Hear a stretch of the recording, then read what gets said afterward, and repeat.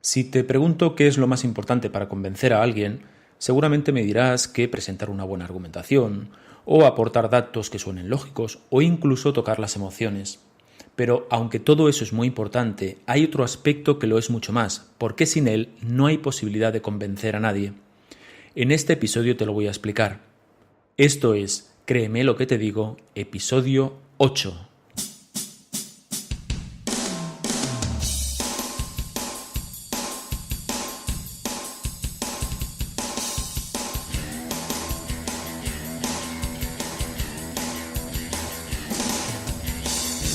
Bienvenidos y bienvenidas a Créeme lo que te digo, el podcast dedicado al mundo de la persuasión en el que voy a explicarte todo lo que tienes que saber para influir, convencer, inducir o inclinar opiniones a tu favor.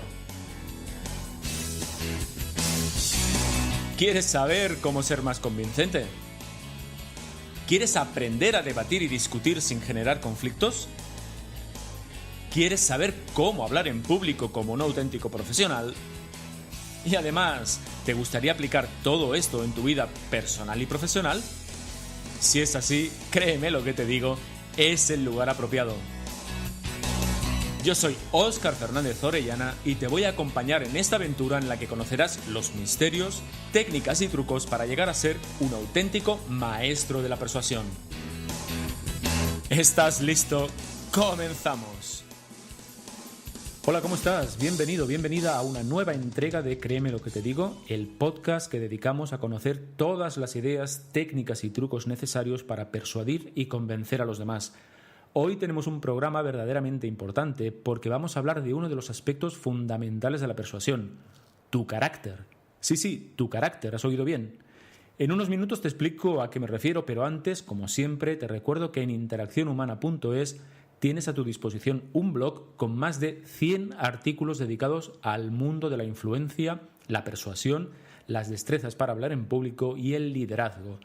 Si te suscribes, además, te vas a llevar totalmente gratis el ebook Sé más persuasivo e influyente, en el que te explico los 10 ingredientes básicos para entender el fenómeno de la persuasión.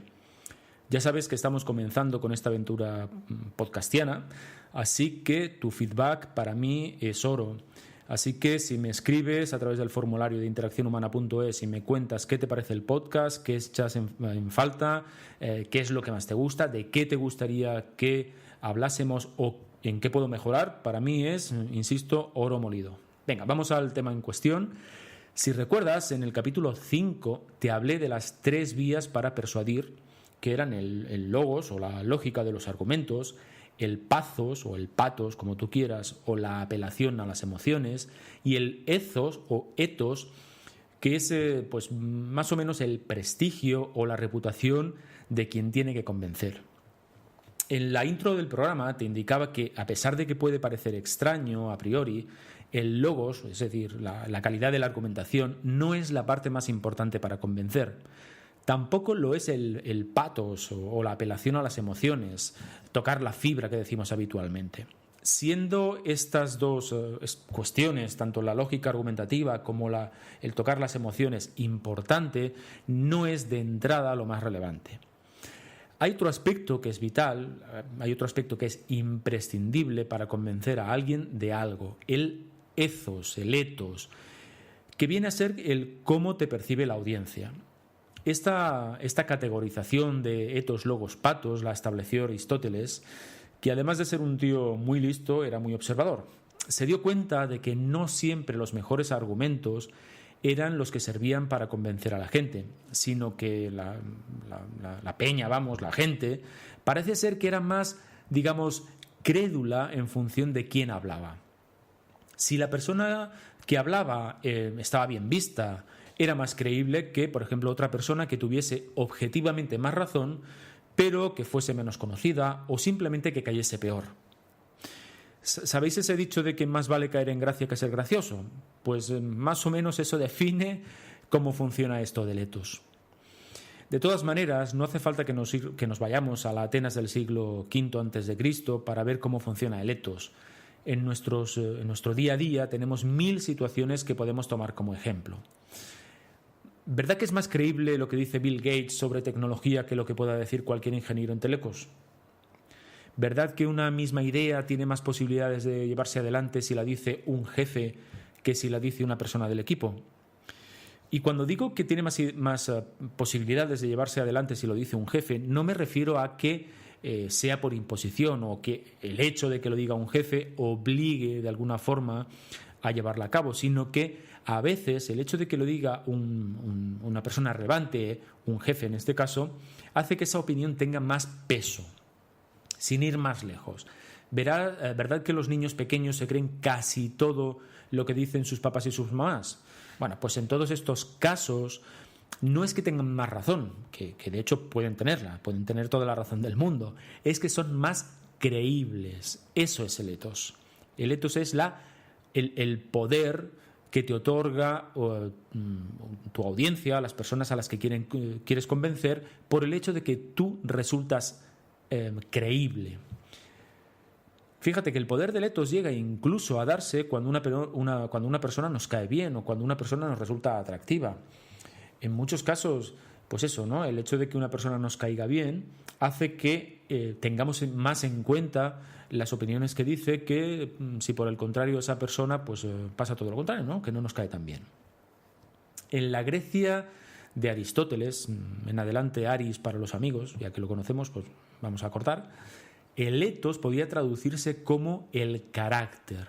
Es decir, que era el carácter de una persona el que le otorgaba la credibilidad suficiente para que lo que dijese fuese convincente.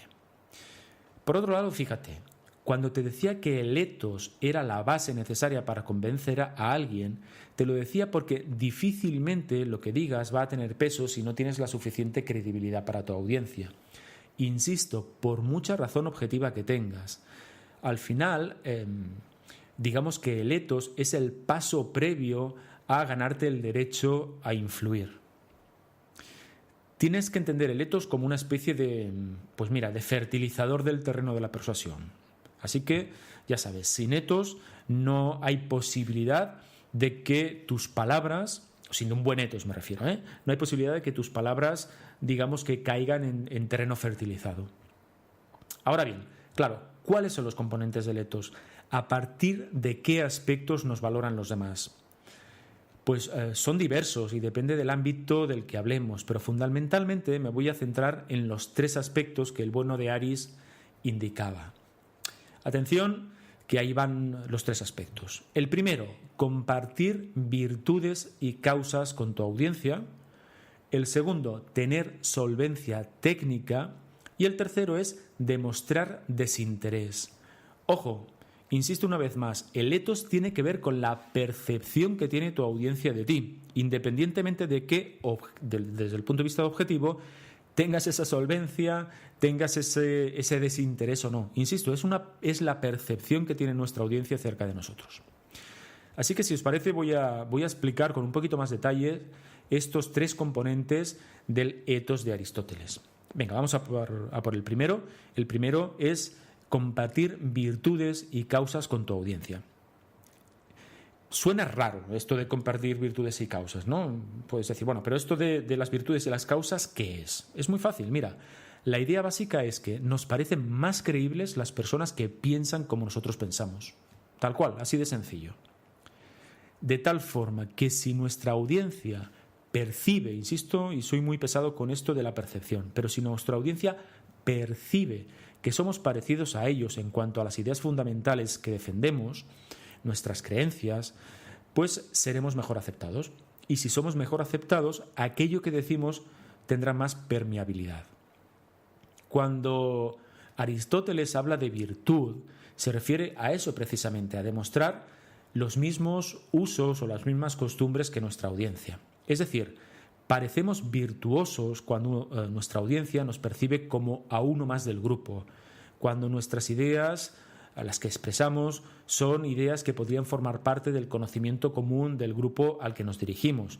Vaya, cuando nos perciben que hablamos con sentido común, eso que llamamos lugares comunes. Y quédate con esta expresión de los lugares comunes, porque es verdaderamente importante. Cuando toquemos, cuando en el podcast comencemos a hablar acerca de cómo argumentar, Vamos a retomar esta idea de los lugares comunes, pero fíjate, así por hacer un preámbulo, por mostrarte brevemente en qué consiste esto de las ideas de los lugares comunes, te diré que cuando comencemos a argumentar siempre hemos de partir de un lugar común, es decir, de una idea que sea aceptada por la audiencia, por algo que para la audiencia sea cierto, por algo que para la audiencia sea obvio, aceptable o como lo queréis llamar. Lo que voy a decir a continuación tal vez no os vaya a sonar muy bien, pero bueno, eso no quita que no sea verdad. Mirad, somos refractarios a lo ajeno, a lo que consideramos como no propio. Nos genera recelo lo que entendemos que no forma parte de nuestros usos y costumbres. Te voy a poner un ejemplo. Hace ya bastantes años, bueno, quien más o menos me siga en el podcast sabe que yo me dedico fundamentalmente a la formación para empresas. Llevo en este mundo de la formación desde hace 20 años, pues hace como, yo qué sé, 15 años o algo así, depende, o cuando yo explicaba algún tipo de teoría que venía pues, de los Estados Unidos, en muchas ocasiones el grupo me decía algo así, bueno, me decía como, bueno, sí, eso está muy bien, lo que cuentas está muy bien, pero esto es para los americanos. Claro, ¿qué quieren decir con que esto es para los americanos? En el fondo están diciendo que estas ideas, estas teorías que yo intentaba transmitir, a mi audiencia les resultaban ajenas. Por lo tanto, poco aceptables. Eso es a lo que nos referimos cuando hablamos de virtud. Si yo hubiese sido una persona más hábil en aquel momento, lo que tendría que haber hecho es adaptar esas teorías, esas ideas que yo quería transmitir a las características del grupo que tenía delante. Pero bueno, al fin y al cabo todos aprendemos. Vamos a las causas. ¿Qué es esto de las causas? Hemos hablado de la virtud, ¿no? De compartir la virtud, de que nos perciban como alguien que pues tiene unos planteamientos similares al grupo de referencia. Pero esto de las causas, ¿qué es? Bueno, pues es una idea similar. Mira, la audiencia tiene que percibir que como ponentes, como persuasores, vamos a decirlo así, defendemos sus mismas ideas, sus mismas necesidades, sus mismos deseos y sus mismas motivaciones.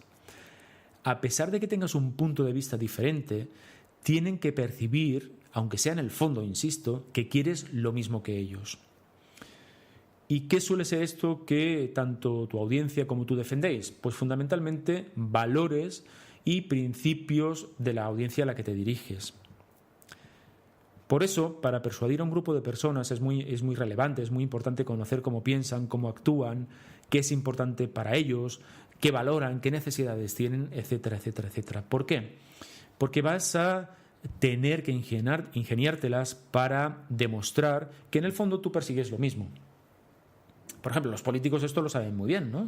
Por eso continuamente tienen en sus labios palabras que se suponen que son deseables para sus potenciales votantes. Iba a decir clientes, pero bueno, se me iba a escapar esto de clientes, pero vamos a dejarlo en votantes.